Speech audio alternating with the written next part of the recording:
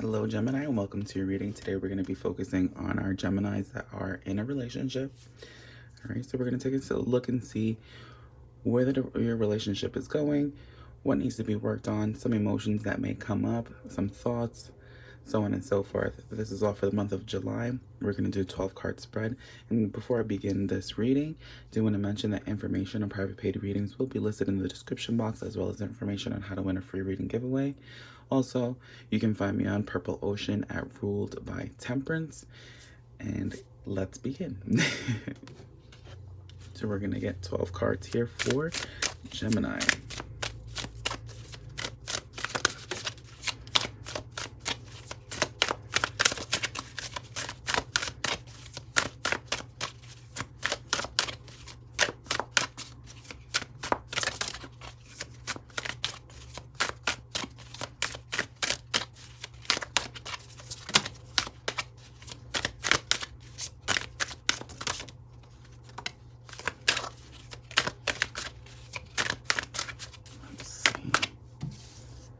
Interesting.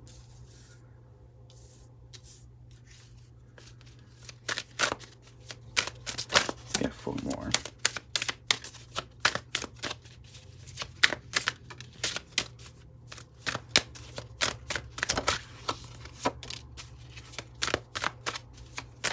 I will say this, there's a lot of purple here.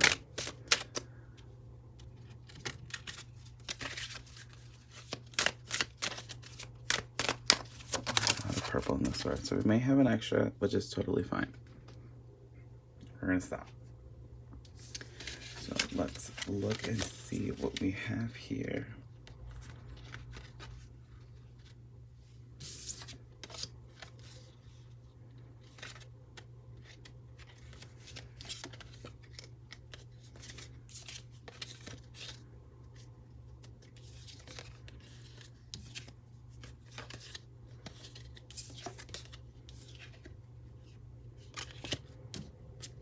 Okay.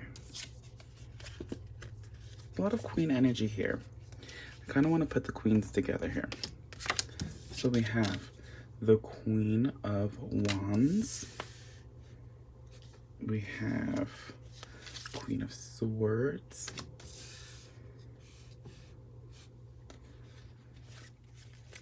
Queen of Pentacles. Okay. Yeah, so we have the 3 wands here. Queens here. And when queen energy comes in, it's a lot of feminine energy, and a lot of this has to do with whomever the feminine energy is. So we have wands, swords, and pentacles. The Queen of Swords is your energy. You are air energy. So this may have to do with your elements, you connecting, so on and so forth. But let's pull out the rest of the cards. Yeah. So we have the Chariot. We have the 10 of Swords. We have the Knight of Cups. We have the Ace of Wands. We have the Hanged Man. Sorry, I'm just like sliding them in. We have perfect 12. Okay, so then we have the 9 of Wands. Let's move this up a little so you can see where they all show. 9 of Wands.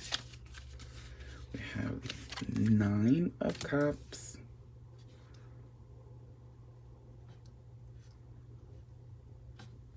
Then we have the 5 of Cups. And last, we have the 2 of Cups. So, Gemini. It seems like whomever the feminine energy is in this relationship. Whoever, this could be a man who has feminine energy, or it could be a female with feminine energy. Doesn't matter. It seems like they have a lot going on. We go from the wands, the swords, and the pentacles. Seems like you're taking on a lot of stress, a lot of things just being put on your shoulder. You're still trying to be the air energy that you are. The element of air is dominant because that's who you, because Gemini is air. So what I'm seeing here for you, Gemini, is that not only are you trying to still go with the flow and be that in charge dominant female energy, you also have a lot of emotions that are taking over your body. You're feeling a little overwhelmed when it comes to your partner. You know, you want things to work out, but you also are taking on almost like a leader role. It becomes a bit too much. The Chariot can be your partner. It can be your partner is someone of Cancer, but the Chariot also indicates that there is progression. There is a way of moving up and obviously being free. So the Ten of Swords is the end of, you know, depression and just things just overwhelming you and hurting you. I think that's where we really use our energy, air energy, Gemini, and voice how we feel. Now, doing so, I see that more action and more communication and more, you know, expressing of how each other feels is going to help move forward in this relationship. We have a black horse with a knight and a cup. Usually the Knight of Cups is someone who is going to sweep you off your feet and give you a lot of romance. I do see that that's what you want. And I think that that's what you're going to end up doing because you're the dominant energy here. Even though you have feminine energy, you're still the dominant one in the relationship. And I think that your dominance and you being able to release these stresses that you have within you, you're going to almost change the wave of the relationship. Your partner is going to fall back like, wait a minute, usually I'm the one that's in charge. No, Gemini, you are going to keep taking charge, or you're going to really take charge of this relationship, and your partner is going to feel it. They're going to change the way things go. It's going to be a really good thing that you guys do this. You know, you want to be able to change things up, spice them up a little bit. And I see that happening towards the end of the month, right? We have our little transition in the middle of the month. The end of the month, we have the Nine of Wands, the Nine of Cups. Both indicate questions, concerns, emotions. This is where the two of you plan your future.